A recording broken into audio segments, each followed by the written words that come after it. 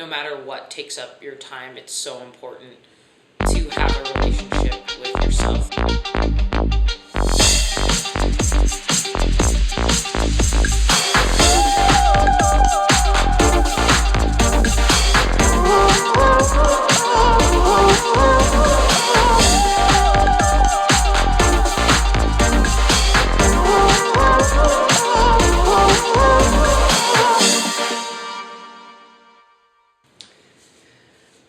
So here we are for, what is this, episode 5 of Monkey Business.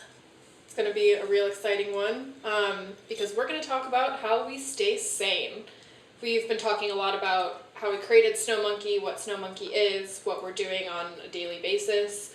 And some of you might be wondering, and actually I think we know a lot of people are wondering based off questions we've been asked, just like how do we not go totally insane? And just, continue to wake up every morning ready to crush it and hustle. And I think a huge thing is that we love what we do, but then the other thing is we each have our individual things that we do to really keep ourselves grounded and keep, almost like divert focus a little bit from the business, just so we don't feel like our life has been totally taken over by our work.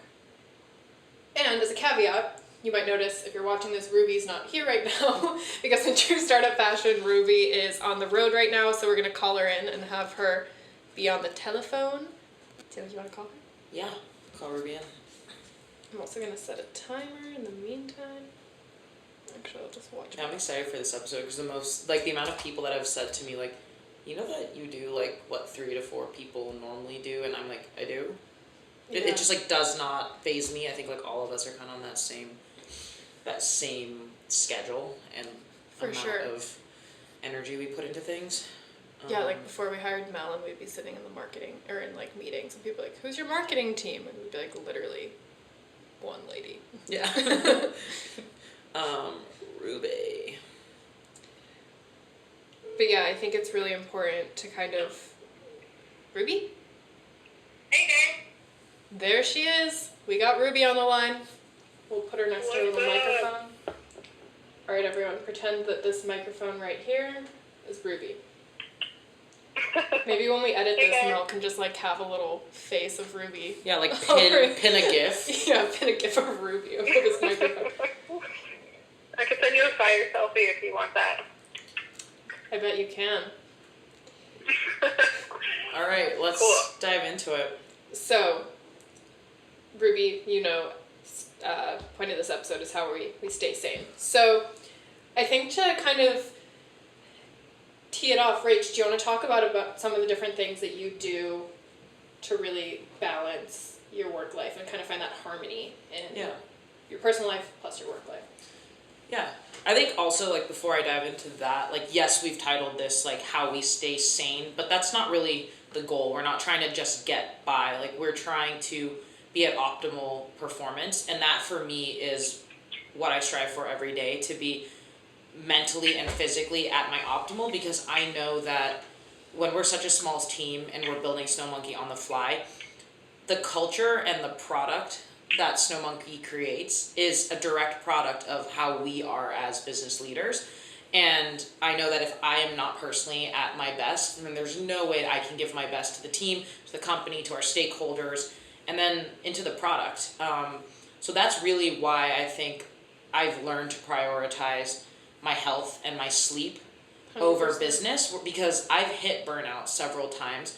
It is firstly just absolutely miserable, but it doesn't serve myself and it doesn't serve the business. So prioritizing health actually has been indirectly also prioritizing the business, which is cool. But it took hard personal experiences to figure that out.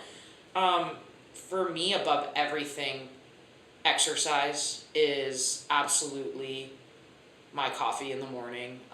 It's my drug. It's what I need to do. It helps me set my mind for the day, gets me energized. But what's most important also with exercise is also recovering. It's that cycle. And the best thing for recovery is sleep. So being able to have a good, restful 8 hours of sleep and then get up and go work out, I think is the key, because just sleeping 5 hours and crawling out of bed and dragging myself to the gym is not effective. It's way better for someone to just get the extra hours of sleep than to put the body under way more stress. 100%. I think that like sleep is something that often is the first thing to go. Yeah. When people are trying to hustle and work really hard, is that, you know, the natural go-to is like, I'll just stay up until 2 a.m. crushing out these emails, where actually the way you respond to those emails might be 10 times more effective if you just go to bed and then answer them when you wake up. Yeah. Like, I used to stay up to like 2 a.m., 3 a.m., whatever it was, and then just go to sleep, get up to go to the gym. Now I'm at the point where if I don't go to bed on time, I don't go to the gym. Like, I'll cancel whatever it is, or I'll eat the cost, because it is just not worth being so miserable and like zombie-like in the office the next day. 100%.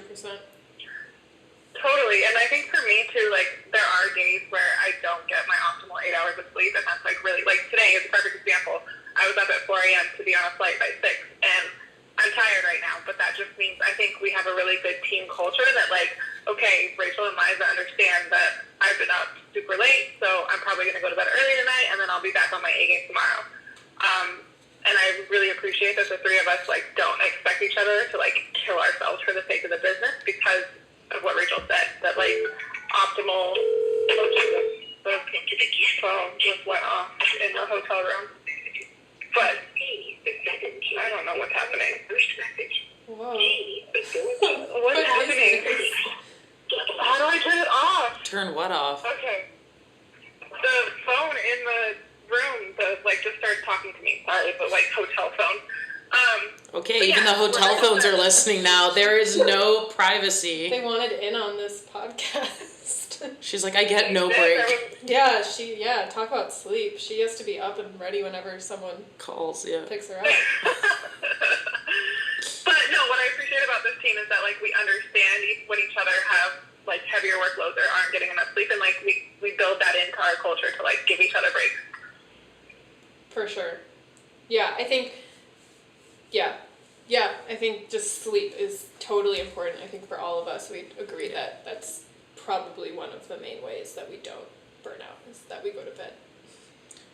I mean, even down to the fact that, like, we start our day at 10 a.m. and go till 6, which is, like, not normal work hours, but that's important for, I commute an hour each way every day, and so I don't have to wake up at 6 a.m. in order to be at the office by 9. I can, get an extra hour of sleep and start my day refreshed and ready to go at 10.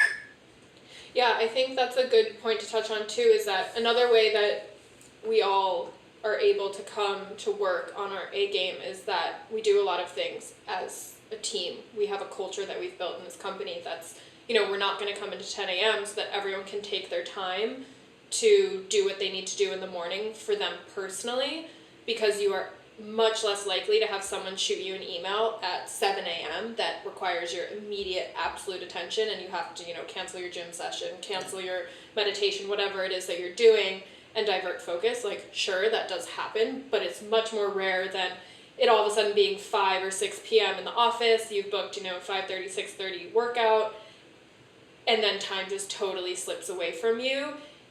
Or you're like, oh, I'm in a groove, I'm working really hard, I'm just going to skip that because I'm doing really well here, which in the moment feels like a good choice, but actually in the long term, it's not, because you're not doing what your body needs to thrive. Yeah. I mean, we'll say on the topic of sleep, though, it's not just about the hours of sleep, it's also the quality of sleep. So I think it'd be really interesting to hear what everyone does to ensure that by the time you actually do get into bed, you are getting quality sleep. For sure. I mean, I think there's a lot of variables you can't control. I've definitely been accused of being woken up in the middle of the night, being told that I'm like reciting a conference call or like reciting a meeting and just mumbling, kind of having like a stress dream or whatever. But I think my main thing for me is I put my phone far away from me. Like, there's a couple people that it will ring for, otherwise it is in what is it called? Do not disturb mode. And it's just not near me. Like, I just put it away because I think it's like a drug, your phone. So if it's within reach and it's there, I just personally find that like I don't go into as deep of a sleep because I'm constantly worried that it's going to go off or someone's going to try to contact me that needs my attention. But it's also like what's really happening at 2 a.m. unless it's like a personal life emergency that could possibly require me waking up. So that's a huge thing. Totally. I think for me it's two things. So first of all, I'm like a natural night owl and I'm not a morning person at all. So I like staying up later and like I feel more creative and more energized later at night. But what I do is in the morning, I allow myself to wake up fully in bed. So I do like a morning meditation while I'm still in bed, and I don't like force myself to like get out of bed right away and jump up and get ready. And that really helps me feel well rested and like ready for my day. And then if I'm having, I have like anxiety and stuff. So if I'm having like a particularly anxious time or stressful time or like I'm worried about stuff, I honestly take CBD before bed, and that has really helped my sleeping patterns. I used to like, it's not good, but I used to kind of self-medicate with like Benadryl or NyQuil to like try to help myself fall asleep when I was stressed out, and CBD has really just like revolutionized that for me, and I feel so much healthier doing that as well. Yeah. I think also another thing for me is probably like a year ago I stopped using an alarm clock. So I wake up naturally every single day. And at first it took a little bit of getting used to.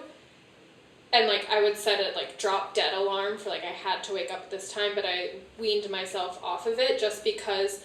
And I tried that sleep cycle app where it wakes you up when it thinks you're in REM. For me personally, I didn't feel a difference than just getting woken up all of a sudden by my alarm clock. I just felt that it wasn't really tracking my sleep as well as it had been reviewed, so I think that might just totally be a personal thing. But it's so jarring to wake up in the middle of a REM cycle or in the middle of a deep sleep, even if you're close to REM, because it's just not when your body was meant to wake up. It's shocking. So allowing myself to just naturally wake up, it's, you know, no pun intended, night and day between how I feel when I wake up. That's awesome. I didn't know that, but that's really cool. Yeah, I'm a big fan of no alarm clock. And it also doesn't, I used to have like a deep fear inside of my body when I would hear my alarm from my phone go off, because it's like associated with the morning, like wake up, like get out of bed. But now when I hear it, I'm like, okay, yeah, whatever, fine. What am I supposed to do? But big fan of no alarm clock. That's cool. How about you, Rich? What? I definitely still have my alarm, because otherwise, if I know I have to get up early, even if I have an alarm set and it's something big, I will have dreams in the night that I am sleeping through the commitment. Yeah. Like if I'm too excited about it, I'm like, oh my God, it's time to get up. And it's not time to get up. Yeah. But I think for me, quality of sleep is after sunset, I wear blue light blockers, because it's really important to have all that junk and artificial light blocked out so that your body can start actually producing melatonin. Because without producing melatonin, it's pretty much impossible for your body to really have deep quality recovery sleep.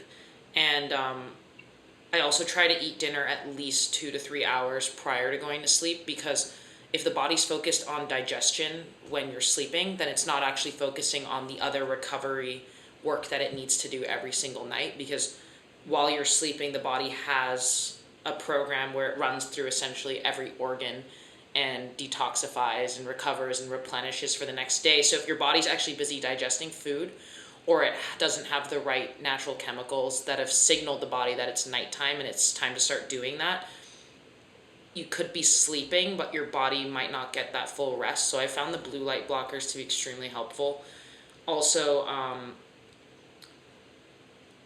any kind of grounding work in the morning, whether like I walk Otto in the park, I try to go barefoot, or if I can, I try to get in the ocean for like an evening swim or be on the sand, just to get the natural energy from the earth and kind of be more in sync with the circadian rhythm, because we are all made of water. So if we're on that same rhythm, then it's actually way easier for our body to regulate and do what it's supposed to do. But I know that travel and an irregular daily schedule gets in the way of that. So I'm trying kind of like biohacking measures to get as close to that as possible. But I'm no way there. That's definitely my goal for 2020, to get my circadian rhythm down, because I think that's going to be a game changer for performance and like mental clarity. And I guess food is the other big thing, like not only the time that I eat dinner, but just what I'm eating in general makes such a difference for how the body's functioning. And if I'm not feeling my optimal, because I think like from my past athletic past, I know what it's like to feel optimal. So when I'm not at optimal, I personally feel very frustrated, because I know there's more that my body can physically give, whether it's in training, whether it's in energy at work, or if I'm at a lack of, if I'm not creative, or I'm lacking like a wide vocabulary, or I'm just like having trouble articulating. It's so frustrating, because it's like we have like one shot to get this right here. Like, if I'm not fueling my body properly, if I'm not recovering properly, if I'm not spending my time incredibly wisely, I am technically not doing this opportunity we have right now to revolutionize ice cream for America justice. So that's kind of what keeps me accountable too.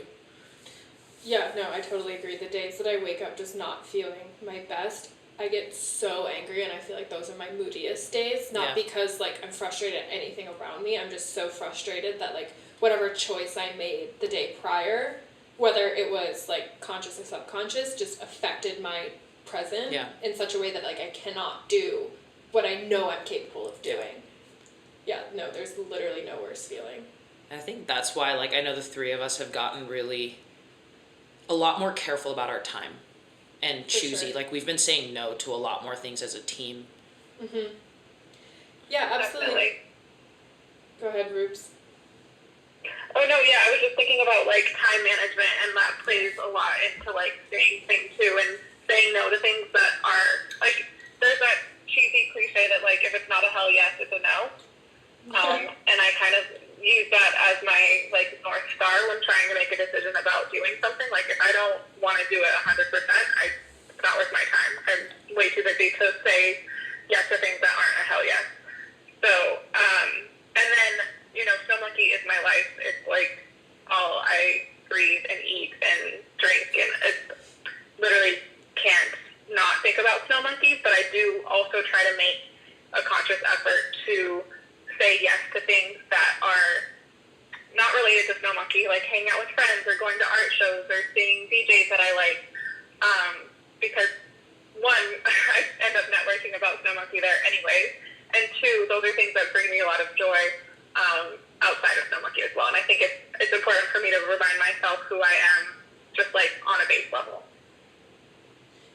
Yeah, absolutely. I think I really agree with that. Is like sometimes it does feel like I'm almost forcing myself to go do something social or go do something extracurricular, but once I'm there, I'm really happy because I'm able to just kind of for a second let myself be totally detached and somewhere else. And like Ruby said, definitely Snow Monkey finds its way into the conversations 9 times out of 10. But it is just like a second where your world is just totally different.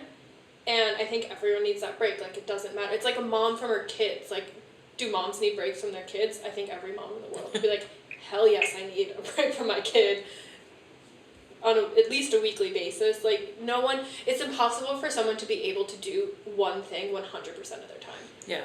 Well, I think that also comes back to, like, no matter what takes up your time, it's so important to have a relationship with yourself. Like, for me, I really value that because majority of my time I'm spending it either with our internal team, with our external team. We're talking to consumers, we're emailing, like our phone's ringing off the hook. To really just be in silence and reflect on the day is something that I find really important. And that's why even though I could technically invite friends or like hit people up at night and be like, hey, like, where are you at? Like, do you want to jump in, do a cold plunge? Or on a Saturday morning, sometimes I'll go for a hike by myself because it's just so nice to be in nature and have that time. Because otherwise, like for me, I'm actually borderline introvert and extrovert. So I know that I need to honor that quiet time. Otherwise, there's no way I can bring my full self to other social situations that a lot of the times we're in. Yeah, I agree with that. I'm a full-on introvert. But I'm an introvert that I think once I'm comfortable in a situation, I can be extroverted. but I agree. Being by myself I need it. Like, I absolutely need it. And I live alone. Like, and a lot of people are like, oh my God, isn't that lonely? Like, I couldn't imagine not having a roommate or something like that. And I'm like, Oh, it's so I nice. literally love it. I mean, all three of us live alone. It's like, oh my God, literally the best thing ever. Honestly, on like slow weekends, if I don't have stuff going on or the monkey doesn't have an event or I'm not traveling, I will legit challenge myself to not say any word for a Saturday. And it's like the most peaceful just to like be at home or go on long walks, and like I literally challenge myself to not say any words, and it just like gives me that energy again to then go back into the week and be on my A game. Yeah. I think it's like the same concept as sleep, is like you need to give your body at night that chance to just detoxify and relax, and like sometimes you just need that alert moment where you're like very consciously detoxing from different things, not the actual things that have been put inside of your body and your body needs to fix. It's like you need to just detox yourself from all the conversations you've been having to almost find your path through those conversations and maybe discover what's next. Because I know a lot of times there will be so many things going on that I'm like, holy crap, how do all of these things fit together? Like, how am I supposed to, go from A to B to C to Z and then, everything in between all at once? But those moments alone where I'm able to just kind of create literal mind maps inside of my mind, it's without having anyone ask me questions and just let me figure that out. It's really beneficial. Yeah. Because then I have a clear path that I think is right, and then I'm able to bring it to you guys, and then we're able to brainstorm and really find that optimal path for the business as a whole. Right. I think also another form of detox that I find really important, being someone who loves nature and also like being lucky to live on the west side of LA, is just being away from all the technology. Outside, yes. And being outside. There is nothing better for the human body than being in sunlight. Like, that charges your mitochondria, it helps your cells produce energy, it helps you it's almost like a Wi-Fi connection to the earth. And I think that in the setting that we're in, because we're running a startup, we're trying to be as efficient as possible, we're not very primal in our daily routine, if that makes sense. Like when we're at the office, and I know that you like to work outside a lot. Luckily we do have this great jungle space that we're in, being around plants. Any chance I can take to not be at my desk, I'm probably taking it. Yeah. I mean, sunlight is so important. Giving everyone the 5-minute warning, by the way. 5-minute warning. But I think being outside is, we actually talk about this a lot, like when people ask why Snow Monkey, why we moved it to California, and I think, of course, Rach always talks about, your lifelong goal of always living in California and stuff like that, but I think we all talk about, too, how if we were doing this in New York City, I have so much respect for people that can run a startup in New York City and not just go completely just burn out in 2 minutes, because that way of life, to me, I love New York, no big fan, but just the lifestyle everyone has where it's hustle 24/7. If you want to hike, you have to drive 2 hours, and you can only do that a couple months of the year because it's freezing cold. I mean, I guess you could do it whenever, but having thin California blood now, I'm absolutely not trying to hike in the middle of December. But here, it's everything around us is so, not slow paced, but it's a slower pace. It's very chilled out. It's very mellow. We have the beach, we have the sun, we have hikes within, 20 minutes. If you want to go on an extreme hike, it's an hour away, stuff like that. It's just so easy to 150% detach and to do it all within, finishing work 2 hours previously. Yeah. And you just feel so much better in that amount of time. Whereas in New York, I feel like you'd have to make a huge effort to get to the point where you could actually have that detox in the same way. Well, and I think it's a value thing in LA too. People in LA genuinely value health and wellness more than I feel like people in New York are just it's almost a competition. I work 13 hours a day. Oh, really? I work 14. And it's that's not the mentality of the values of most people in LA.